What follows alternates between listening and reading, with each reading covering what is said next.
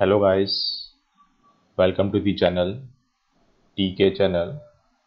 आज આપણે ધોરણ 9ના સામાજિક વિજ્ઞાન વિષય વિશે વિગતવાર માહિતી મેળવીશું તેમજ તેનો ચેપ્ટર નંબર ફર્સ્ટ ની શરૂઆત કરીશું આપણે।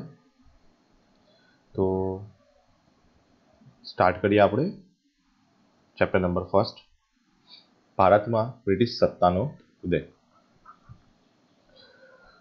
તો પ્રાચીન સમયથી ભારત તેના આર્થિક, સાંસ્કૃતિક અને આધ્યાત્મિક વારસાના કારણે સમગ્ર વિશ્વમાં એક અજોડ સ્થાન ધરાવે છે। ભારતના સાંસ્કૃતિક વારસા અને આર્થિક સમૃદ્ધિના કારણે વિશ્વના ઘણા દેશોની પ્રજા ભારતમાં આવી। ભારતના મરી મસાલા, તેજાના, મલમલ, રેશમી કાપડ, ગળી વગેરે યુરોપના દેશોમાં ખૂબ જ માંગ રહેતી હતી। તો ભારત પ્રાચીનથી તેની સંસ્કૃતિ તેમજ આર્થિક અને આધ્યાત્મિક વારસાના કારણે જાણીતું હતું। ભારતની અંદર બહુ જ બધી વસ્તુઓ મળતી હતી કે જેનું યુરોપમાં ખાસી માંગ તેની રહેતી હતી। તેમાં મરી મસાલા હતા, તેજાના, મલમલ, ઢાકાનું મલમલ હતું, રેશમી કાપડ તેનું હતું। પછી ભારતની અંદર ગળીનું મોટા પ્રમાણમાં અહીંયા આગળ ઉત્પાદન થતું હતું કે ગળીની માંગ યુરોપની અંદર ખાસી હતી, બરાબર। તેથી ભારત અને યુરોપ વચ્ચે વેપાર જમીન માર્ગે તેમજ જળ માર્ગે થતો હતો અને આ માર્ગના કેન્દ્ર સ્થાને તુર્કસ્તાનમાં આવેલું ઇસ્તંબુલ, કોન્સ્ટન્ટિનોપલ। તો આ ભારત અને યુરોપ વચ્ચે જે જમીન માર્ગે અને જળ માર્ગે જે વેપાર થતો હતો તેમાં મહત્વનું સ્થળ કયું હતું? તો તુર્કસ્તાનમાં આવેલું ઇસ્તંબુલ, કોન્સ્ટન્ટિનોપલ હતું। હવે તુર્ક મુસલમાનોએ કોન્સ્ટન્ટિનોપલ જીતી લીધું। ક્યારે? 1453ની અંદર, ઈસવીસન 1453માં તુર્ક મુસ્લિમોએ કોન્સ્ટન્ટિનોપલ જીતી લીધું। આથી યુરોપવાસીઓ અને કોન્સ્ટન્ટિનોપલ, ઇસ્તંબુલ થઈ ભારત આવવાનો જળમાર્ગ બંધ થઈ ગયો, બરાબર। તેથી હવે શું થયું? તુર્ક મુસલમાનોએ કોન્સ્ટન્ટિનોપલ જીતી લીધું, તો યુરોપવાસીઓ ભારતમાં આવી શકશે નહીં। આ કારણે શું થયું કે યુરોપની અંદર ત્યાં આગળ મરી મસાલા વગર ત્યાં આગળ એ લોકોને ચાલે નહીં, એટલે મરી મસાલા વગર તે લોકોને ચાલે નહીં, એટલે ત્યાં આગળ મરી મસાલાની ખૂબ જ અછત બતાવી। આથી તેઓને નવો જળમાર્ગ શોધવાની જરૂરિયાત ઊભી થઈ, જેથી વિશ્વના ભૌગોલિક સંશોધનના યુગનો પ્રારંભ થયો। આથી જે યુરોપના લોકો હતા તે લોકોએ શું કર્યું? ભારત આવવાનો કંઈક નવો જળમાર્ગ ત્યાં આગળ એ લોકોએ શોધવાનું શરૂ કર્યું। ઓકે, તો ભારત આવવાના જળમાર્ગની શોધ પોર્ટુગલના રાજા પ્રિન્સ હેનરીની પ્રેરણાથી સાહસવીરોએ નવા જળમાર્ગની શોધના પ્રયત્નો આદર્યા। ભારત આવવાના જળમાર્ગની શોધ માટે ઘણા સાહસવીરોએ પ્રયત્ન કર્યા, જેમાં બાર્થોલોમ્યુ ડાયઝે કેપ ઓફ ગુડ હોપ ભૂશીની શોધ કરી। ઓકે, તો બાર્થોલોમ્યુસ ડાયઝે એની શોધ કરી? કેપ ઓફ ગુડની શોધ કરી। Okay, cape of good hope કોણે શોધ્યું? તો બાર્થોલોમ્યુ ડાયઝે શું શોધ્યું? કેપ ઓફ ગુડ હોપ શોધ્યું। ત્યારબાદ ક્રિસ્ટોફર કોલમ્બસે સ્પેનના રાજાની આર્થિક મદદથી નવો જળમાર્ગ શોધવાની સાહસ યાત્રા આરંભી, જે 1492માં એટલાન્ટિક સમુદ્રમાં આવેલા વર્તમાન વેસ્ટ ઇન્ડિઝ ટાપુએ આવીને અટકી। મૃત્યુ પર્યંત ભારત આવવાના નવા જળમાર્ગ શોધવાના વિશ્વાસ ધરાવતા કોલમ્બસે વાસ્તવિક રીતે નવો પ્રદેશ શોધ્યો હતો। આ સ્પષ્ટતા અમેરિકી વેસ્પુચીએ કરી હોવાથી ત્યારબાદ નવો પ્રદેશ અમેરિકા તરીકે ઓળખાયો। તો આ જે ક્રિસ્ટોફર કોલમ્બસ જો હતો તેને શું કર્યું હતું? સ્પેનના રાજાની આર્થિક મદદથી તેને નવો જળમાર્ગ શોધ્યો, બરાબર। એને સ્ટાર્ટિંગ ક્યારે કર્યું? 1492માં કર્યું। એટલાન્ટિક સમુદ્રમાં તેણે વેસ્ટ ઇન્ડિઝ ટાપુની શોધ કરી। મૃત્યુ પર્યંત જ્યાં સુધી તેનું મૃત્યુ ના થયું, જ્યાં સુધી તે મૃત્યુ પામ્યો નહીં ત્યાં સુધી તે એવું જ માનતો હતો કે મેં તો ભારત આવવાનો નવો જળમાર્ગ શોધી નાખ્યો છે। પરંતુ અમેરિકો વેસ્પુચીએ શું કર્યું? તેને એમ કહ્યું કે આ જે નવો પ્રદેશ શોધ્યો છે તે કંઈક અલગ જ પ્રદેશ છે. ઓકે, તેને પછી આ જે પ્રદેશ છે નવા પ્રદેશને અમેરિકા તરીકે તેમણે ઓળખાયો. ઓકે, તો કોલંબસે વાસ્તવિક રીતે નવો જ પ્રદેશ ત્યાં તેને શોધ્યો હતો. ઓકે, અહીંયા આપણે જોઈ શકીએ છીએ આ મેપમાં, બરાબર, કે કોન્સ્ટેન્ટિનોપલનો જૂનો જળમાર્ગ જેનો, બરાબર છે, અને અહીંયા આગળ નવા જળમાર્ગ વિશે આપણે માહિતી મળીશું. તો પોર્ટુગીઝ નાવિક વાસ્કો દ ગામાએ ભારત આવવાના જળમાર્ગની શોધ કરી. ક્યારે? 1498માં. પોર્ટુગીઝ નાવિક વાસ્કો દ ગામાએ ભારત આવવાના જળમાર્ગની શોધ 1498માં કરી. ભારતીય ખલાસીની મદદથી તે ભારતમાં પશ્ચિમ કિનારે આવેલ કાલિકટ બંદરે પહોંચ્યો અને ત્યાંના રાજા સામુદ્રિકે જેમોરિન, કે જેને જેમોરિન તરીકે ઓળખવામાં આવતો હતો, તેને આવકાર આપી રાજ્યમાં વેપાર કરવાની છૂટ આપી. આમ વિશ્વમાં આ ઘટના મહત્વપૂર્ણ ગણાય છે. તેના કારણે જ યુરોપવાસીઓ માટે ભારત આવવાના દ્વાર ખુલી ગયા. હવે પોર્ટુગીઝ નાવિક જે હતો વાસ્કો દ ગામા, એને કોની મદદથી ભારત આવવાનો જળમાર્ગ શોધ્યો? તો ભારતીય ખલાસી હતો, એની મદદથી તેને શું કર્યું? ભારત આવવાનો જળમાર્ગ શોધ્યો. ઓકે, ત્યાં આગળ તે કયા બંદરે આવ્યો? સૌપ્રથમ તે કાલિકટ બંદરે ત્યાં પહોંચ્યો. કાલિકટ બંદરે પહોંચ્યો, ત્યાંનો સમુદ્રનો રાજા, ત્યાં આગળ રાજા કોણ હતો? રાજા સામુદ્રિક હતો. તેને જામોરિન પણ કહેવામાં આવતું. તેને જે પોર્ટુગીઝ નાવિક વાસ્કો દ ગામા હતો તેને વેપાર કરવાની તેને શું આપી? છૂટ આપી દીધી કે તમે હવે અહીંયા આગળ વેપાર કરી શકો છો. ઓકે, આ રીતે યુરોપવાસીઓ ભારતમાં આવીને વેપાર કરવાનું શરૂ કરી દીધું. ઓકે, આપણે અહીંયા જોઈ શકીએ છીએ પોર્ટુગલ અહીંયા આગળ છે. ઓકે, પોર્ટુગલ લિસ્બનથી તેણે કેપ ઓફ ગુડ થઈ, ત્યાંથી જે હોર્ન ઓફ આફ્રિકા કહેવાય છે, બરાબર છે, આ જે હોર્ન ઓફ આફ્રિકા છે, બરાબર, ત્યાંથી અહીં સીધું અહીંયા આગળ ભારત સુધી તે પહોંચ્યો. ઓકે, કાલિકટ બંદર જે છે ત્યાં આગળ તે પહોંચ્યું. આ રીતે તેને નવો જળમાર્ગ તેને શોધ્યો. ઓકે, અહીંયા આગળ આપણે જોઈ શકીએ છીએ કેપ ઓફ ગુડ હોપ કોણે શોધ્યો? બાર્થોલોમ્યુ ડાયઝે કેપ ઓફ ગુડ હોપની શોધ કરી હતી. તો એક માર્કના ક્વેશ્ચનમાં તમને પૂછાઈ શકે છે કેપ ઓફ ગુડ હોપની શોધ કોણે કરી? તો બાર્થોલોમ્યુ ડાયઝે કરી. તેમજ પોર્ટુગીઝ નાવિક વાસ્કો દ ગામાએ ભારત આવવાના જળમાર્ગની શોધ ક્યારે કરી? 1498માં. ઓકે,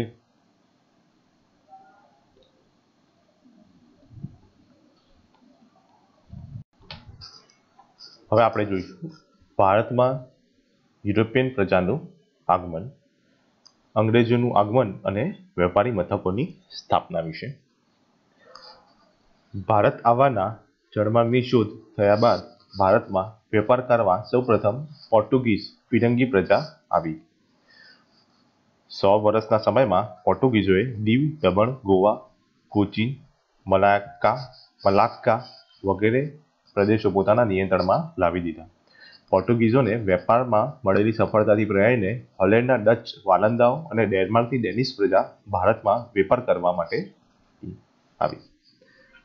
તો આપણે જોઈ શકીએ અહીંયા આગળ સૌપ્રથમ પોર્ટુગીઝ જે ફિરંગીઓ હતા તે પ્રજા આપણે અહીંયા આગળ ભારતમાં વેપાર કરવા માટે આવી. તો વેપાર કરવા માટે અહીંયા આગળ પોર્ટુગીઝ પ્રજા આવી તે અહીંયા આગળ વેપાર કરીને પોતાનો સામાન યુરોપમાં લઈ ગયા. બરાબર, તો યુરોપમાં તેઓ સામાન લઈ ગયા તો ત્યાં આગળ જે અહીંયા જે 5 રૂપિયાનો સામાન જે મળતો હતો તો ત્યાં આગળ તે સામાન તેઓ 100 રૂપિયામાં વેચતા. બરાબર, તેથી શું થયું? અહીંયા આગળ જે એમને ખૂબ જ નફો થયો. તો આ નફાનું ધ્યાન બીજા અન્ય લોકોને પણ થયું, જેમ કે હોલેન્ડના ડચ લોકોને પણ ત્યાં આગળ થયું કે ભાઈ આ લોકો આટલો બધો નફો કેવી રીતે કમાય છે. બરાબર, તો ધીરે ધીરે તે લોકો પણ આપણે ભારત તરફ આકર્ષે. બરાબર, તેમજ ડેનમાર્કની પ્રજા હતી, બરાબર, તેમજ ઇંગ્લેન્ડની જે કંપની હતી ઈસ્ટ ઇન્ડિયા કંપની, એ પણ અહીંયા આગળ ઇંગ્લેન્ડના લોકો પણ આપણા ભારત તરફ આકર્ષાયા. તો આ રીતે તેઓ અહીંયા આગળ ભારત તરફ વેપાર કરવા માટે આકર્ષાયા. ઓકે, તો સૌ પ્રથમ કઈ પ્રજા આવી હતી? પોર્ટુગીઝ પ્રજા અહીંયા આગળ ભારતમાં આવી હતી. તેમણે સૌપ્રથમ કયા પ્રદેશો નિયંત્રણમાં લાવ્યા? તો દીવ, દમણ, ગોવા, કોચીન, મલાક્કા વગેરે પ્રદેશો પોતાના નિયંત્રણમાં લાવ્યા. હવે ઇંગ્લેન્ડના વેપારીઓએ ભારત સાથે વેપાર કરવા ઈસ્ટ ઇન્ડિયા કંપનીની સ્થાપના કરી. ઈસવીસન 1600માં ઇંગ્લેન્ડના રાણી એલિઝાબેથે ઈસ્ટ ઇન્ડિયા કંપનીને પૂર્વના દેશો સાથે વેપાર કરવાનો પરવાનો આપતા 1608માં કંપનીનું પ્રથમ વહાણ કેપ્ટન વિલિયમ હોકિંગ્સની આગેવાની હેઠળ સુરત આવ્યું, પરંતુ તેમને ફિરંગીઓના વર્ચસ્વ અને વિરોધના કારણે વેપાર કરવાની પરવાનગી મળી શકી નહીં. આખરે ઈસ્ટ ઇન્ડિયા કંપનીને મુગલ બાદશાહ જહાંગીર તરફથી વેપાર કરવાનો પરવાનો મળતા સુરતમાં બ્રિટિશ ઈસ્ટ ઇન્ડિયા કંપનીની પ્રથમ કોઠી વેપારી મથક સ્થાપી. 1613ની અંદર પ્રથમ વેપારી મથક ત્યાં આગળ અંગ્રેજોએ બ્રિટિશ ઈસ્ટ ઇન્ડિયા કંપનીએ સ્થાપી. તો આપણે અહીંયા જોઈ શકીએ છીએ કે 1600ની અંદર ઈસવીસન 1600માં ઇંગ્લેન્ડની રાણી એલિઝાબેથ જે હતા તેમને પરમિશન આપી ઈસ્ટ ઇન્ડિયા કંપનીને ભારત આવવા માટે. તેમજ અહીંયા સૌ પ્રથમ 1608માં કંપનીનું પ્રથમ વહાણ કેપ્ટન વિલિયમ હોકિંગ્સની આગેવાની હેઠળ સુરતમાં આવ્યું. સુરતમાં તેમને આવ્યું ત્યાં આગળ તેમને વેપાર કરવાની પરમિશન મળી નહીં શરૂઆતમાં તો, પરંતુ આખરે 1613માં મુગલ બાદશાહ, તે સમયે મુગલ બાદશાહ જહાંગીર હતા, તો મુગલ બાદશાહ જહાંગીર તરફથી તેમને વેપાર કરવાનો ત્યાં આગળ પરવાનો મળ્યો. તેથી સુરતમાં તેમણે પ્રથમ કોઠી શરૂઆતના વર્ષોમાં કંપનીએ સુરત, ભરૂચ, અમદાવાદમાં વેપારી મથકો સ્થાપ્યા, પરંતુ આ પ્રદેશોમાં મરાઠી સત્તાનું પ્રભુત્વ વધતા કંપનીને જોખમ દેખાયું.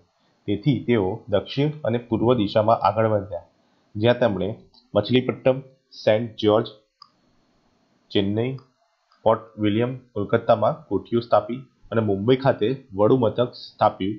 મુંબઈ ખાતે વડુ મથક તેઓએ 1687માં સ્થાપ્યું હતું. તો જે કંપનીના જે બ્રિટિશ ઈસ્ટ ઇન્ડિયા કંપનીના જે પર્સન હતા એ લોકોએ સ્ટાર્ટિંગમાં સુરત, ભરૂચ અને અમદાવાદમાં વેપારી મથકો સ્થાપ્યા, બરાબર. પરંતુ આ પ્રદેશોની અંદર મરાઠા તે સમયે મરાઠાઓ જે હતા એ મરાઠાની સત્તા હતી તે સમયે. તેથી તે લોકો સામે કંપની ટકી શકે તેમ ન હતી, બરાબર. તેથી તેઓ કઈ બાજુ ગયા? દક્ષિણ પૂર્વ તરફ ગયા. દક્ષિણ પૂર્વ તરફ જવાનું એક બીજું પણ કારણ હતું કે તેમને અહીંયા આગળથી જે સમુદ્ર જે છે સમુદ્રની અંદરથી ડાયરેક્ટલી તેઓ પોતાનું સામાન પણ આવી શકે, બરાબર છે. તેમજ તેઓએ ત્યાં આગળ મછલીપટ્ટમ, આંધ્રપ્રદેશ, સેન્ટ જ્યોર્જ, ચેન્નઈ અને ફોર્ટ વિલિયમ, કોલકાતામાં તેઓએ કોઠી સ્થાપી હતી. ઓકે, અને તેમણે મુંબઈ ખાતે તેમનું વડુ મથક 1687માં તેમણે સૌપ્રથમ સ્થાપ્યું હતું. ઓકે, 1681માં ભારતમાં વેપાર કરવા ફ્રેન્ચ ઈસ્ટ ઇન્ડિયા કંપનીનું આગમન થયું. ઓકે, ફ્રેન્ચ ઈસ્ટ ઇન્ડિયા કંપનીનું આગમન ક્યારે થયું? 1668માં થયું. જેણે સમય જતાં માહે, કરાઈકલ, પોંડિચેરી, ચંદ્રનગર, મછલીપટ્ટમ વગેરે પ્રદેશોમાં વેપારી મથકોની સ્થાપના કરી. ઓકે, તો ફ્રેન્ચ ઈસ્ટ ઇન્ડિયા કંપનીએ કયા કયા પ્રદેશો પર પોતાના વેપારી મથકોની સ્થાપના કરી હતી? તો કે માહે છે, કરાઈકલ છે, પોંડિચેરી છે, ઓકે, ચંદ્રનગર છે, મછલીપટ્ટમ છે. આ પ્રદેશો પર તેમને વેપારી મથકો ત્યાં સ્થાપ્યા. ઓકે, નાવ હવે જોઈશું 18મી સદીમાં અંગ્રેજો અને ફ્રેન્ચો વિશ્વભરમાં પોતાની સત્તા સ્થાપવા અને સંસ્થાનો મેળવવા માટે સતત સક્રિય હતા.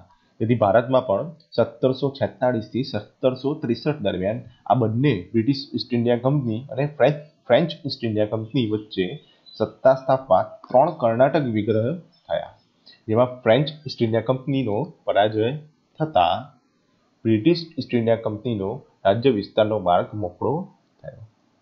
આમ સત્તા સંઘર્ષના અંતે ફિરંગીઓ પાસે દીવ, દમણ, ગોવા જ રહ્યા, જ્યારે ફ્રેન્ચો પાસે ચંદ્રનગર, માહે, કરાઈકલ, પોંડિચેરી જેવા પ્રદેશો જ રહ્યા, જ્યારે ડચ પ્રજા કાયમ માટે વિદાય પામી. તો અંગ્રેજો બહુ બુદ્ધિશાળી હતા, તેમજ તે શક્તિશાળી પણ હતા. તેથી તેઓએ ફ્રેન્ચો જોડે યુદ્ધો કર્યા. એ યુદ્ધોને કર્ણાટક વિગ્રહ તરીકે ઓળખાય છે. તેઓએ ફ્રેન્ચો જે બીજા શક્તિશાળી હતા ભારતની અંદર, તેમજ પોર્ટુગીઝો સાથે પણ જેઓ પણ એક શક્તિશાળી સામ્રાજ્ય ત્યાં આગળ ધરાવતા હતા, તે બધા જોડે એ લોકોએ અંદર યુદ્ધ કર્યા અને અંતે જે બ્રિટિશ ઈસ્ટ ઇન્ડિયા કંપનીનો જે રાજ્ય હતું, બ્રિટિશ ઈસ્ટ ઇન્ડિયા કંપનીનો રાજ્ય વિસ્તારનો માર્ગ ત્યાં આગળ મોકળો થયો. ઓકે, ત્યાં આગળ એ લોકો સત્તામાં આવ્યા. હવે ફિરંગીઓ પાસે એટલે પોર્ટુગીઝો પાસે દીવ, દમણ ને ગોવા જ રહ્યા, બરાબર. અને ફ્રેન્ચો પાસે કયા તો ચંદ્રનગર, માહેર, કરાઈ કેનાલ અને પોંડિચેરી, આટલા જ પ્રદેશો ફ્રેન્ચો પાસે. જ્યારે જે ડચ પ્રજા હતી એ તો કાયમ માટે વિદાય પામી. ઓકે, હવે આપણે જોઈશું પ્લાસીનું યુદ્ધ અને બક્સરનું યુદ્ધ. આ જે બે મહત્વના યુદ્ધો છે જેના કારણે જે અંગ્રેજ સત્તા હતી, તો બ્રિટિશ ઈસ્ટ ઇન્ડિયા કંપની હતી, તો એમને ભારતમાં દીવાની અને જે ફોજદારી કહેવાય, મતલબ કે જે એ લોકોને જે કર ઉઘરાવવાની સત્તા ક્યાંથી મળી? પ્લાસીનું યુદ્ધ અને બક્સરના યુદ્ધ પરથી જે લોકોને કર ઉઘરાવવાની સત્તા તેમને મળી, દીવાની સત્તા તેમને મળી હતી. ઓકે, તો હવે આપણે જોઈશું પ્લાસીનું યુદ્ધ. તો બંગાળમાં સિરાજ ઉદ દૌલાનું શાસન હતું. તેના ઉતાવળિયા સ્વભાવના કારણે રાજ્યમાં તેના કેટલાક વિરોધીઓ હતા. આ સમયમાં બ્રિટિશ ઈસ્ટ ઇન્ડિયા કંપનીએ નવાબની પરવાનગી લીધા વિના કોલકાતામાં રક્ષણના બહાને વેપારી કોઠીને ફરતે કિલ્લેબંધી કરી, પરંતુ નવાબ સિરાજ ઉદ દૌલાએ કિલ્લેબંધી તોડી પાડી અને આ સમાચાર મદ્રાસ, ચેન્નઈ પહોંચતા કોલકાતાની કોઠીને સહાય કરવા રોબર્ટ ક્લાઇવની આગેવાનીથી નીચે કંપનીનું એક નાનકડું સૈન્ય બંગાળમાં આવ્યું.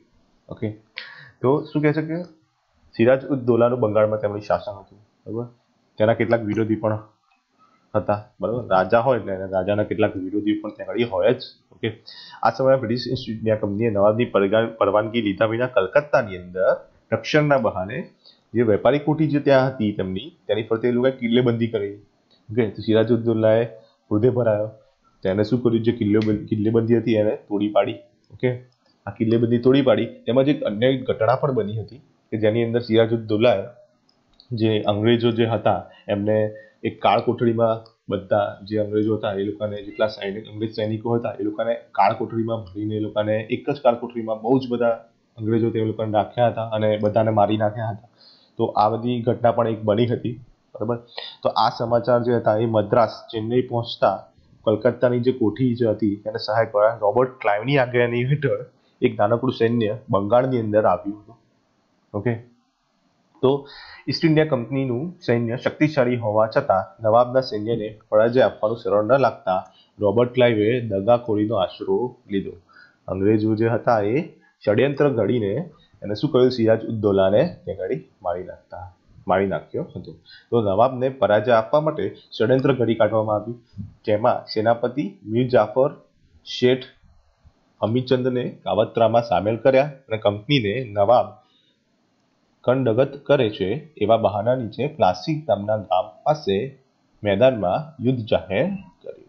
ઓકે, એમણે શું કર્યું કે જે રોબર્ટ ક્લાઇવ જે હતો, ઈસ્ટ ઇન્ડિયા કંપનીનું જે સૈન્ય હતું એમાં રોબર્ટ ક્લાઇવ જે હતો તેમણે શું કર્યું કે તેને સેનાપતિ મીર જાફર, જે સિરાજ ઉદ દૌલાનો સેનાપતિ હતો મીર જાફર, તેને તેમજ શેઠ અમીચંદને એક કાવતરામાં સામેલ કરીને એને શું કર્યું કે કંપની જે નવાબ હતો એ શાસન વ્યવસ્થિત કરતો નથી, તેમજ તે શું કરે? શાસન વ્યવસ્થિત કરતો નથી, તેમજ અંગ્રેજો સામે તે ખરાબ રીતે ત્યાં આગળ એ રીતે કનગડત કરે છે. ઓકે, તેમજ તેથી તેને પ્લાસી નામના ગામમાં તેને શું કર્યું? મેદાનમાં યુદ્ધ જાહેર કર્યું. પ્લાસીનું યુદ્ધ ક્યારે થયું? 23 જૂન 1757ના રોજ લડાયું હતું. ક્યારે? 23 જૂન 1757માં પ્લાસીનું યુદ્ધ લડાયું હતું.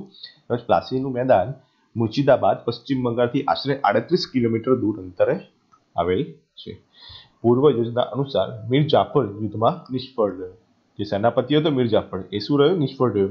સિરાજ ઉદ દૌલા હારી ગયો.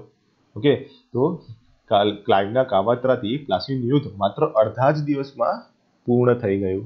ઓકે, આ યુદ્ધથી ઈસ્ટ ઇન્ડિયા કંપનીને 24 પરગણાની જાગીર મળી. 24 પરગણાની એને જાગીર મળી. એટલે મીર જાફરને શું કર્યું? બંગાળનો નવાબ બનાવવામાં આવ્યો. આમ પ્લાસીના યુદ્ધ દ્વારા ભારતમાં કંપનીનો જે સત્તા હતી તેનો પાયો રખાયો. પ્લાસીનું યુદ્ધ ક્યારે લડાયું હતું? 1757માં. ઓકે, તો તેને શું કર્યું કે જે સેનાપતિ મીર જાફર હતો એને કહ્યું કે ભાઈ તને અમે ત્યાં શું કરીશું? ત્યાં આગળ મીર જાફર તેને બંગાળનો નવાબ બનાવીશું.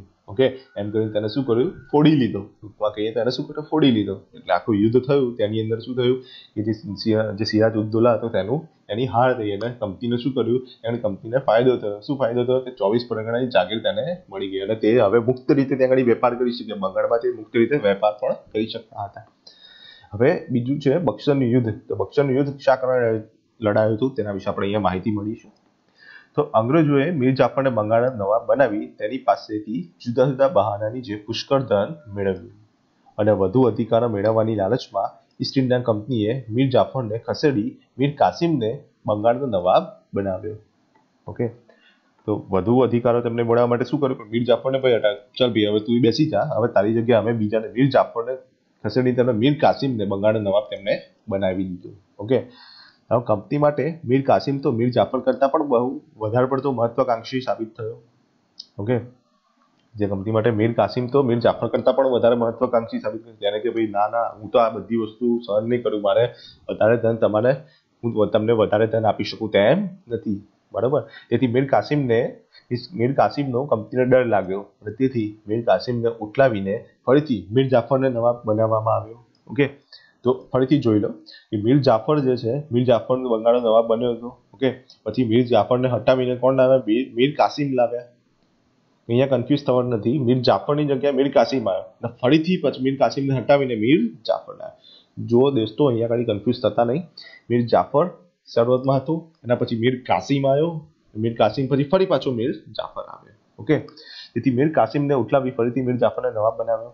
તેથી મીર કાસિમ અવધના નવાબના શરણે ગયો. હવે જ્યાં મીર કાસિમ હતો એ ક્યાં આગળ ગયો? અવધના નવાબના શરણે ગયો અને આ સમયે અવધમાં મુગલ બાદશાહ શાહ આલમ આવ્યો હતો.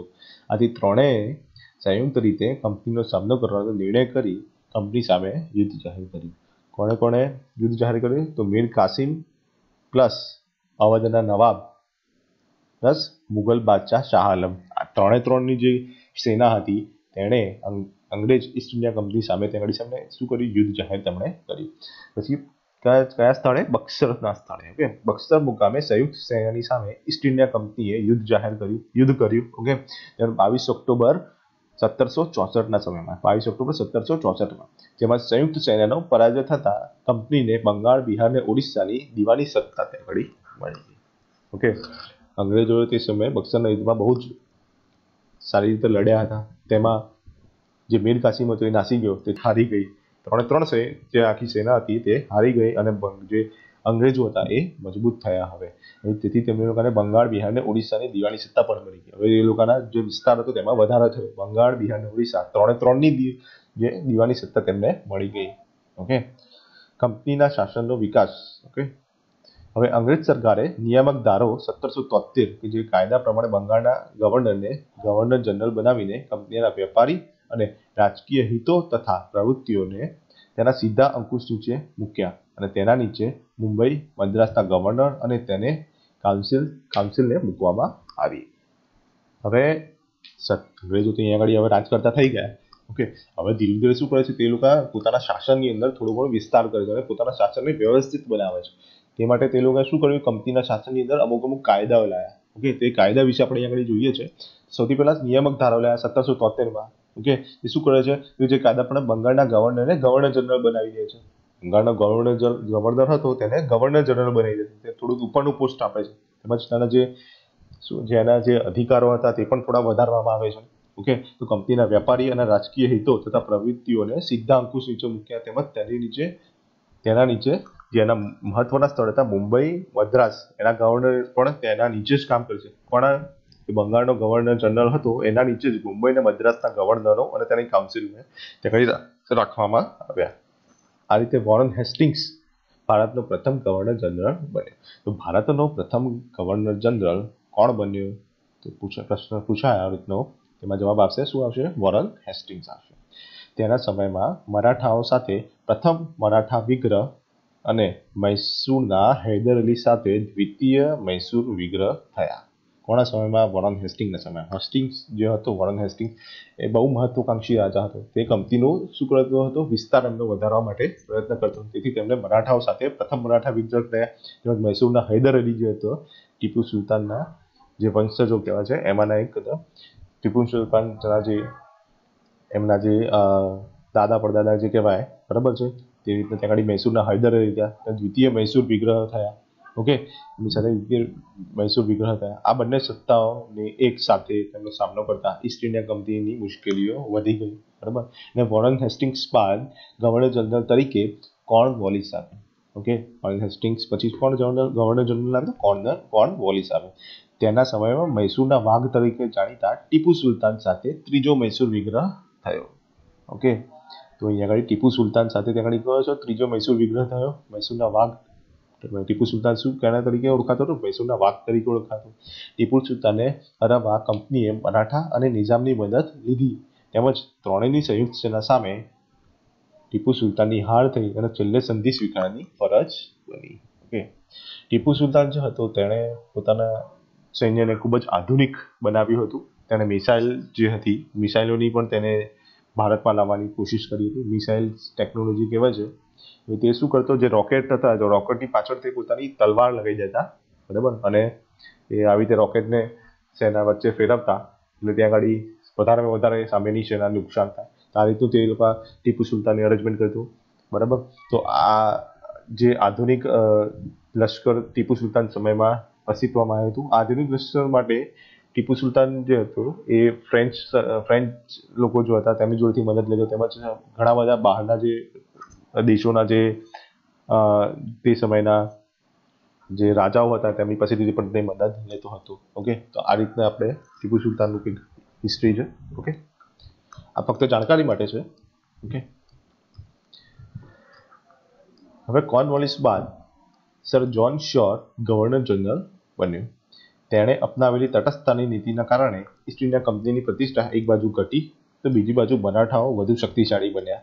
આથી જ્હોન શોર પછી આવેલ ગવર્નર જનરલ વેલેસ્લીને માથે કંપનીને ભારતમાં સર્વોપરી બનાવવાની જવાબદારી આપવી પડી. કોર્નવોલિસ બાદ કોણ ગવર્નર જનરલ આવ્યા? જ્હોન શોર ગવર્નર જનરલ તરીકે આવ્યા. એમના કારણે શું થયું? ત્યાં આગળ કે મરાઠાઓ જે હતા એ વધારે શક્તિશાળી બન્યા. હવે તેના પછી કોણ આવે છે? વેલેસ્લી આવે છે ગવર્નર જનરલ તરીકે. તેમને વેલેસ્લીએ સહાયકારી યોજના, ત્યાં આગળ સહાયકારી સૈન્યની યોજના તેમણે દાખલ કરી. ઓકે, સહાયકારી યોજના વિશે તેમણે શું કહ્યું? તો કે વેલેસ્લીએ શું કીધું કે ભાઈ બધા રાજાઓને ભેગા કરીને તેમણે કીધું કે ભાઈ માય લોર્ડ, તમે હવે આરામ કરો, બરાબર, અને તમારી જે સેના જે છે, તમારી જે રક્ષણની જવાબદારી છે એ અંગ્રેજ સરકારની રહેશે, બરાબર. હવે તમે આરામ કરો, તમારા સૈન્યને પણ તમે આરામ કરાવડાવો, બરાબર. અમે તમને તમારા સુરક્ષાની પૂરેપૂરી જવાબદારી અમે લેવા માંગીએ છીએ, અને તમારે માત્ર સૈન્યનો ખર્ચ અને અમને ભરણ પોષણ પેટે તમને કેટલાક રૂપિયા આપવાના થશે, બરાબર. આ રીતે તેમને એક ત્યાં આગળ યોજના તેમણે બનાવી. ટૂંકમાં આનો ઉદ્દેશ હતો કે જે રાજાઓ જે હતા એને નિષ્ક્રિય કરવાનો તેમનો ઉદ્દેશ હતો, બરાબર. તેથી શું થાય? અંગ્રેજ જે સત્તા છે, અંગ્રેજ સત્તા વધારેમાં વધારે ત્યાં આગળ વિસ્તરે, એના કારણે શું થાય કે અંગ્રેજો વધારે શક્તિમાન થાય, હોય, રાજાઓના પોતાના કંટ્રોલમાં આવી જાય, તેના માટે તેને સહાયકારી યોજના ત્યાં આગળ એને બનાવી. ઓકે, બીજું આના એક નીચેના પ્રમાણે ત્યાં આગળ સુવિધાની શરતો હતી. ઓકે, તો કંપની સરકાર તાલીમ પામેલું સૈન્ય યોજના સ્વીકારનાર રાજ્યને આપશે. ઓકે, કંપની શું કરે? કંપની સરકાર તાલીમ પામેલું સૈન્ય સરકાર સ્વીકારનાર રાજ્યને આપશે. જે રાજ્ય શરત સ્વીકારે તેના કંપની સરકાર જે સૈન્ય આપશે, અને આ સૈન્ય રાજ્યના આંતરિક અને બાહ્ય આક્રમણથી રાજ્યનું રક્ષણ કરે. કે જે રાજ્યનો આંતરિક બળવો થાય કે બાહ્ય આક્રમણ થાય, બંને માટે તેની શું કરશે? તેનું રક્ષણ કરશે. તેના બદલામાં યોજના સ્વીકારનાર રાજાઓએ લશ્કરી ખર્ચ અથવા તેટલી આવક ધરાવતો પ્રદેશ પણ અંગ્રેજોને આપવો પડશે. ઓકે, એટલે આવક ધરાવતો પ્રદેશ આપો કાં તો લશ્કરી ખર્ચ આપો, બરાબર.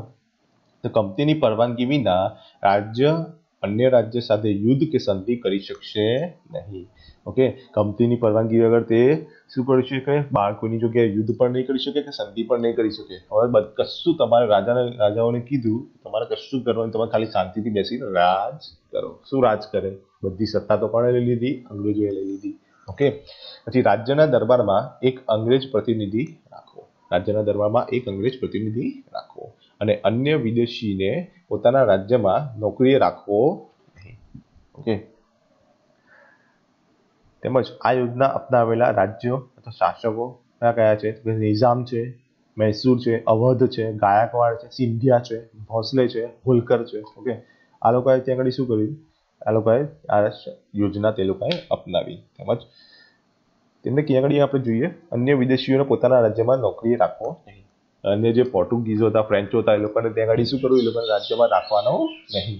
ઓકે, આ યોજનાનો અમલ કરી વેલેસ્લીએ ઘણા પ્રદેશો ઈસ્ટ ઇન્ડિયા કંપનીમાં જોડી દીધા અને ગવર્નર જનરલ વેલેસ્લીએ ટીપુને સહાયકારી યોજના સ્વીકારવા તેમણે જણાવ્યું. જેનો તેણે ઇનકાર કર્યો. તેથી આ યોજના સ્વીકાર કરનારો ઇનકાર કરતા કંપની અંગ્રેજોએ નિઝામનો સાથ મેળવી મૈસૂર ઉપર 1799માં ફરીથી આક્રમણ કર્યું. ઓકે, અને આ જે છે એ ચોથા મૈસૂર વિગ્રહ દરમિયાન ટીપુ અંગ્રેજો સામે લડતા લડતા મૃત્યુ પામ્યો. બરાબર છે. આ રીતે અહીંયા શું થયું કે ટીપુ સુલતાનનું મૃત્યુ થયું. ઓકે, આ જે યોજનાથી મીઠા જળ સમાન મેં તમને જેમ આગળ કહ્યું તેમ પ્રમાણે બધા રાજાઓને શું કર્યું, અહીંયા આગળ વેલેસ્લીએ પોતાની સહાયકારી યોજના પ્રમાણે પોતાની જાળમાં તેને ફસાવી લીધા. ઓકે, રક્ષણના બહાને.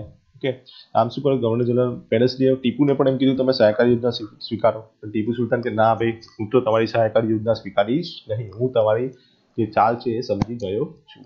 તો પણ ટીપુ સુલતાનને શું કર્યું, તેથી તેની પર તેમને અંગ્રેજોએ આક્રમણ કર્યું. મૈસૂર ઉપર તે ઘડી 1799 તેમને આક્રમણ કર્યું. ચોથો મૈસૂર વિગ્રહ કહેવાય છે, તેમાં અંગ્રેજો સામે લડતા લડતા ટીપુ સુલતાને મૃત્યુ પામે છે. ઓકે, હવે વેલેસ્લી બાદ ભારતમાં કયા ગવર્નર જનરલ તરીકે આવે છે? વોરેન હેસ્ટિંગ ગવર્નર જનરલ તરીકે આવે છે. તો વોરેન હેસ્ટિંગ જે છે તેણે નેપાળ સાથે યુદ્ધ કરી ગુરખાઓને પણ લશ્કરમાં તેમણે સામેલ કર્યા. ઓકે, અને તેમણે પીઢારાઓ સાથે યુદ્ધ કરી તેના અંકુશમાં લીધા અને ત્રીજો મરાઠા વિગ્રહ કરી કંપનીની સર્વોપરિતા સ્થપાઈ. ઓકે, આ પીઢારાઓ શું કહે છે? તો તમે જે પીંઢારાવ જે છે એ આ રાજાના સૈન્યમાં જ પહેલા કામ કરતા હતા. બરાબર, રાજાના સૈન્યમાં જે કુશળ સૈનિકો હતા એ પીંઢારાવ હતા. પરંતુ સમય જતાં શું થયું કે પોતાની રાજાઓની સેના જે છે એ એમને એમ પડી રહી. બરાબર, નિષ્ક્રિય થઈ ગયા લોકો. તેથી શું કર્યું, જે પીંઢારાવ છે રાજ્યથી દૂર તે લોકો રહેવા લાગ્યા. પછી એ લોકો આવી રીતે ત્યાં આગળ શું કરે, એ લોકો ધીરે ધીરે લૂંટફાટ કરવા લાગ્યા. એમને સૈન્યને લડતા સિવાય બીજું કોઈ આવડે જ નહીં. બરાબર, તેથી તેઓ શું કરવા લાગ્યા, લૂંટફાટ કરવા લાગ્યા. તેથી જે હતું એ આગળ પીંઢારાવ સાથે તેમને પીંઢારાવ લૂંટફાટ કરતા, તેથી અંગ્રેજોએ એની જોડે પણ યુદ્ધ કરવાનું ચાલુ કર્યું અને એ લોકોને અંકુશમાં લીધા. ઓકે, નાવ વિલિયમ બેન્ટિક ભારતમાં અગાઉના ગવર્નર જનરલની સરખામણીમાં ઉદાર ગવર્નર જનરલ તરીકે ઓળખાય છે. હવે હેસ્ટિંગ્સ બાદ કોણ આવ્યા? વિલિયમ બેન્ટિક આવ્યા. ઓકે, ઉદાર ગવર્નર જનરલ હતા. તેમણે અગાઉના ગવર્નર જનરલે અપનાવેલી સામ્રાજ્યવાદી નીતિથી રાજ્યોમાં જે અસંતોષ ઊભો થયો હતો એ અસંતોષમાંથી એકતા ઊભી ન થાય તે માટે તેમણે ઉદારમતવાદી કાર્યો કર્યા. ઓકે, તેમણે શું કર્યું, ઉદારમતવાદી તેમણે કાર્યો કર્યા. ભારતના ગવર્નર જનરલ તરીકે ડેલહાઉસી 1848માં આવ્યો.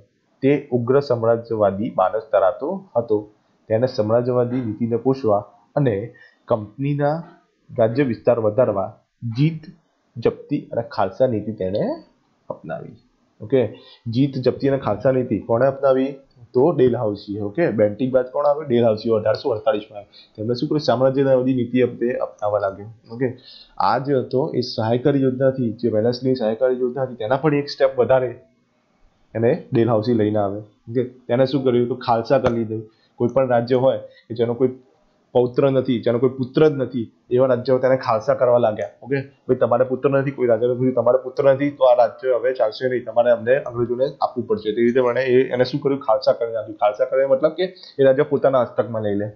બરાબર છે. તેમજ અનેક રાજ્ય પણ જેવું હતું કે જેને શું કર્યું, કે કુશાસન, કે આ નવાબ જે છે એ કુશાસન કરે છે, એ શાસન બરાબર ચલાવતો નથી, એ પ્રમાણે તેને ખાલસા કર્યું. આ રીતે રાજાઓને શું કર્યું, હેરાન પરેશાન કરી નાખ્યા. કોણે? ડેલહાઉસી. ઓકે, તો ડેલહાઉસીની ખાલસા નીતિ શું હતી, તો કે યુદ્ધ દ્વારા ખાલસા થાય. યુદ્ધ કરીને ખાલસા થાય. રાજા અપુત્ર અવસાન પામતા રાજ્ય ખાલસા કરે. અપુત્ર અવસાન પામે તો પણ તેને ખાલસા કરી નાખતો હતો. ગેરવહીવટના બહાના નીચે પણ તે ખાલસા કરી નાખતો હતો. કરજની ઉઘરાણી માટે પણ તે ખાલસા કરી નાખે. ઓકે, નામ માત્રની સત્તાઓનો અંત લાવી ખાલસા કરી નાખે. ઓકે, યુદ્ધ દ્વારા ખાલસા કોણ કરી, તો પંજાબ અને પેગુ જે નીચલું બર્મા જે હતું નીચેનું, એને તેની ખાલસા કરી. પછી રાજા પુત્ર મરણ પામે તેમાં સતારા છે, જૈતપુર છે, સંબલપુર છે, ઉદયપુર છે, ઝાંસી છે, બઘાત છે, નાગપુર છે. ઝાંસીને પણ તે લોકોએ ખાલસા કર્યું હતું.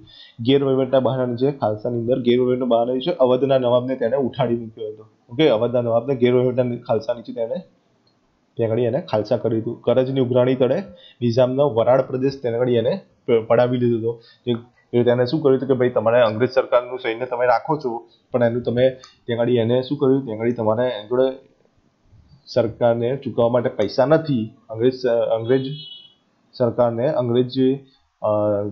અંગ્રેજના જે સૈન્યને રાખવા માટે તમારા પૈસા નથી, તમારી જોડે પૈસા નથી, તો તેને શું કર્યું, તમને તમારો પ્રદેશ આપો. તો નિઝામ જોડેથી વરાડ પ્રદેશ જે હતો, વરાડ પ્રાંત જે હતો એ તમને લઈ લીધો, પડાવી લીધો. ઓકે, નામ માત્રની સત્તાઓનો અંત લાવી ખાલસા કર્યા. એમાં કયા કર્ણાટક છે અને તાંજોળ છે એ પણ તમને ખાલસા કરી નાખે. ઓકે, તો ડેલહાઉસી સામ્રાજ્યવાદીની સાથે સુધારાવાદી પણ હતો. ડેલહાઉસીની એક સારી વસ્તુ શું હતી, તે સુધારાવાદી હતો. તેના સમયમાં ભારતમાં પ્રથમ રેલવે 1853માં આવી, મુંબઈ ને થાણા વચ્ચે. ઓકે, ભારત ને ઇંગ્લેન્ડ વચ્ચે તાર વ્યવહાર યોજાયો, તેમજ જાહેર બાંધકામ ખાતાની સ્થાપના થઈ, તેમજ અંગ્રેજી કેળવણીની પણ વ્યવસ્થાની શરૂઆત થઈ. ઓકે, વિધવા પુનર્વિવાહ અને બાળ લગ્ન પ્રતિબંધક ધારા તેના સમયમાં પસાર થયા. ઓકે, તો અહીંયા શું થયું, ડેલહાઉસી સામ્રાજ્યવાદી પણ સાથે સાથે સુધારાવાદી પણ હતો. ભારતમાં પ્રથમ રેલવે તે કોણે લાવ્યો, ડેલહાઉસી લાવ્યો. ક્યારે? 1853માં લાવ્યો. ક્યાંથી ક્યાં વચ્ચે? મુંબઈ ને થાણા વચ્ચે ત્યાં લાવ્યો. એ ભારત ઇંગ્લેન્ડ વચ્ચે તાર વ્યવસ્થા કોણે તાર વ્યવહાર કોણે ચાલુ કર્યો? ડેલહાઉસીએ ચાલુ કર્યો. ઓકે, જાહેર બાંધકામ ખાતાની સ્થાપના પણ ડેલહાઉસીએ કરી. અંગ્રેજી કેળવણીની સ્થાપના પણ આ સમયમાં સ્ટાર્ટ થઈ, ડેલહાઉસીના સમયમાં સ્ટાર્ટ થઈ. ઓકે, આમ 1770ના પ્લાસીના યુદ્ધથી શરૂ કરીને 100 વર્ષના સમયમાં કંપનીની સત્તા અને સામ્રાજ્ય બંને વધતા ગયા, પરંતુ તેમ કરતા ભારતના રાજ્યોના અસંતોષનો સામનો તેને કરવો પડ્યો. અને આ અસંતોષ 1857ના ભારતના પ્રથમ સ્વતંત્ર સંગ્રામના સ્વરૂપે તેનાથી બહાર આવ્યો. અને આ જે અસંતોષ જે થયો એ 100 વર્ષના ગાળાની અંદર 1770માં પ્લાસીનું યુદ્ધ થયું ને, તો કંપની શાસનની આર્થિક અસરો, કંપની શાસન જે થયું તેનાથી આર્થિક અસરો કઈ કઈ થઈ, તેના વિશે આપણે અહીંયા માહિતી મેળવીશું. કે જ્યારે આપણે કંપની શાસનનું સર્વે તૈયાર કરીએ છીએ ત્યારે ખ્યાલ આવે છે કે ભારત દેશ જે છેલ્લી સદીઓથી દુનિયાના દેશોમાં આર્થિક રીતે ગૌરવભર્યું સ્થાન ભોગવતો હતો, તે કંપની શાસનના 100 વર્ષના શાસનકાળમાં ઇંગ્લેન્ડ માટે કાચો માલ પેદા કરનાર અને કારખાનામાં તૈયાર કરેલ માલ માટે બજારની જ ગરજ સારતો દેશ બનાવી દીધો હતો. તેને શું કર્યું, ઇંગ્લેન્ડમાંથી કાચો માલ લાવે અને અહીંયા આગળ ભારતમાં આવીને ત્યાં શું કરે, ભારતમાં ઇંગ્લેન્ડ માટે કાચો માલ ત્યાં આગળ લઈ જાય અને ત્યાંથી જે માલ બની જે આવે એ અહીંયા આગળ ભારતની અંદર નીચા ભાવે ત્યાં આગળ શું ઓછા ટેક્સે ત્યાં આગળ શું કહે વેચી નાખે. બરાબર, અહીંયા ઊંચા માલે ત્યાં આગળ ઊંચા ભાવે ત્યાં શું કરે વેચી નાખે અહીંયા આગળ. બરાબર, કારખાનામાં તૈયાર થયેલ માલ માટે બજારની ગરજ આગળ સારતો હતો. બંગાળમાં સુતરાઉ કાપડ, કાચું રેશમ, ખાંડ, શણ, મલમલની નિકાસ કરતું થયું. બરાબર, પરંતુ દ્વિમુખી શાસન બાદ બંગાળની આર્થિક ચમક ઝાંખી પડી ગઈ. હવે કંપનીની અન્યાયી મહેસૂલ નીતિથી ભારતનો ખેડૂત પાયમાલ અને દેવાદાર બની ગયો. ઓકે, અંગ્રેજ સરકારે ઇંગ્લેન્ડના ઉદ્યોગોને વિકસાવવા માટે ભારતના કાપડ ઉદ્યોગ પર અન્યાયી જકાત તેને નાખી દીધી. ભારતના કાપડ ઉદ્યોગ પર તેને શું કરી નાખ્યું, તેને અન્યાયી જકાત નાખી દીધી. પહેલા યુરોપની અંદર ભારતનું જે કાપડ હતું એ ખૂબ જ વખણાતું હતું. ત્યાંના લોકો જે ભારતનું સુતરાઉ કાપડ પહેરે તો ત્યાં તે લોકો અમીર કહેવાતા હતા. બરાબર, તો ઇંગ્લેન્ડે જે તે ટાઈમે ભારતના કાપડ ઉપર ઊંચી જકાત ઇંગ્લેન્ડમાં નાખી હતી, જેથી લોકો ઇંગ્લેન્ડનું કાપડ ખરીદે, ભારતનું કાપડ ખરીદે નહીં. બરાબર, તો હવે અહીંયા આગળ શું થયું, અહીંયાથી ઉલટું થઈ ગયું. બરાબર, જે ઇંગ્લેન્ડથી જે કાપડ જે હતું એ કાપડ અહીંયા આગળ ભારતમાં આવવા લાગ્યું. બરાબર, એટલે લોકો ભારતનું કાપડ છોડીને ઇંગ્લેન્ડનું કાપડ પહેરવા ચાલુ થઈ ગયા. તેમજ અહીંયા શું થયું કે જે આપણા જે કાપડનો જે ઉદ્યોગ હતો તે પણ ત્યાં આગળ શું થયું, એની પર એ લોકોએ અન્યાયી જકાત નાખી, ત્યાં આગળ વધારે જકાત ત્યાં આગળ એ નાખી દીધી. એટલે કાપડનો ઉદ્યોગ શું થયો, પૂરેપૂરો ઠપ થઈ ગયો હતો. તેમજ અહીંયા આગળ જે નાના ઉદ્યોગો જે અહીંયા કામ કરતા હતા તેને પણ એ લોકોએ શું કર્યું, નષ્ટ કરી નાખ્યા. એટલે લોકો ખેતી ઉપર ત્યાં આગળ વધારે આકર્ષાયા. ઓકે, અને છેલ્લે શું થયું કે આગળ ભારતના ઉદ્યોગ ધંધા પણ ત્યાં આગળ પડી ભાગ્યા હતા. ભારતનો કારીગર ગરીબ અને બેરોજગાર બની ગયો. ઓકે, કંપનીના વેપારીઓ ખાનગી વેપાર કરીને બંગાળના કારીગરો પાસે ટૂંકી મુદતમાં ચોક્કસ જથ્થામાં કાપડ વીણીને પૂરું કરવાનો કોન્ટ્રાક્ટ લખાવી લેતા. અને કારીગર જો ના કહે તો તેને શું કરે, ફટકા મારવાની સજા કે જેલની સજા પણ તે લોકો કરાતા. બંગાળના કારીગરો માટે શું કરે કે ભાઈ તારે 2 દિવસમાં 50 થી 60 કાપડો તૈયાર કરવાના, પણ એ પોસિબલ ન હતું. બરાબર, એ લોકો કોન્ટ્રાક્ટ લખાવી લેતા હતા. અને જો કોન્ટ્રાક્ટ લખાવી લે એટલે શું કરે, જો કારીગર ઇનકાર કરે તેને શું કહે કે ભાઈ તને હવે ફટકા મારવા કાં તો જેલની સજા ત્યાં એ લોકો કરી દેતા. ઓકે, કંપનીના આગમન પહેલા ભારતના ગામડા સ્વાવલંબી અને સમૃદ્ધ હતા, જે અંગ્રેજના શાસનની અસરથી ગરીબ અને પરાધીન બન્યા. ઈસ્ટ ઇન્ડિયા કંપનીના શાસનમાં ભારતમાં મુંબઈ થાણા વચ્ચે પ્રથમ રેલવે ઇંગ્લેન્ડ અને ભારત વચ્ચે આગબોટની સેવાની શરૂઆત થઈ અને મુંબઈ, મદ્રાસ અને કોલકાતા જેવા મહાબંદરોનો પણ વિકાસ થયો હતો. અને કંપનીના શાસનની સામાજિક અસરો કઈ કઈ હતી તે નીચે પ્રમાણે જોઈએ તો કે બ્રિટિશ વહીવટ દરમિયાન વર્તમાનપત્રોના વિકાસથી ભારતીય પ્રજામાં વિચાર વાણી સ્વતંત્રતાની ભાવના વિકસી, બરાબર. ને એ સમય દરમિયાન ભારતીય સમાજમાં કેટલાક પ્રદેશોમાં કુરિવાજો જોવા મળતા હતા, જેમાં સતી પ્રથા હતી, દીકરી દૂધ પીતી કરવાનો રિવાજ હતો, બાળ લગ્ન હતા વગેરે. ને અંગ્રેજોના સંપર્કથી રાજા રામમોહન રાય, દુર્ગારામ મહેતા, બેરામજી મલબારી વગેરે કુરિવાજો દૂર કરવા તે ઘડી કાયદા કરવા લાગ્યા. ઓકે, ભારતમાં વહીવટી માળખાનું અંગ્રેજીકરણ થતાં અંગ્રેજી જાણકાર લોકોની પણ જરૂર ઊભી થઈ. પણ પરિણામે શું કર્યું? મેકલોના પ્રયત્નોથી ભારતમાં અંગ્રેજી શિક્ષણ આપવાનો પ્રારંભ થયો. તેથી ચાર્લ્સ વુડની ભલામણથી મુંબઈ, મદ્રાસ અને કોલકાતામાં યુનિવર્સિટીની સ્થાપના થઈ. બરાબર.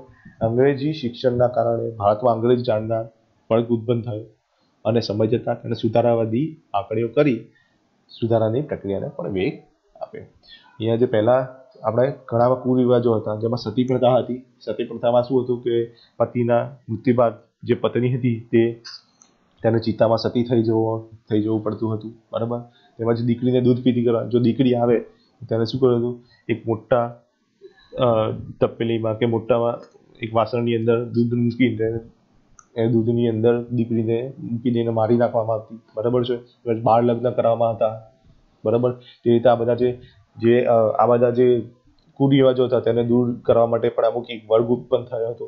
રાજા રામમોહન રાય હતા, દુર્ગારામ મહેતા હતા, બેરામજી મલાબરી વગેરે આ કુરિવાજો દૂર કરવા કાયદા તેમાં બનાવવા માટેની માગણી કરવા લાગ્યા, બરાબર. તેમાં આ લોકોએ શું કર્યું કે ભાઈ અંગ્રેજો હતા એ લોકોને આવડે શું હતું? અંગ્રેજી આવડતું હતું. તેથી એ લોકોને શું સમજતા કે ભાઈ આપણે ભારતના લોકોને પણ થોડું અંગ્રેજી ત્યાં આગળ શું કરવું પડે? શીખવાડવું પડશે. જેથી શું થાય? આપણે અહીંયા આગળ શાસન કરવું હશે તો આ લોકો જોડે આપણે કંઈક વાતચીત કરવી હશે તે પણ આપણે કામ આવશે. તેમજ આપણે જે સંદેશો ત્યાંની પ્રજાને આપવો હશે તેના વિશે પણ આપણે માહિતગાર તે લોકોને કરી શકીશું. તેના માટે શું કર્યું? એ લોકોએ લોર્ડ મેકોલોના પ્રયત્નથી શું કર્યું? ત્યાં આગળ અંગ્રેજી શિક્ષણનો પ્રારંભ થયો.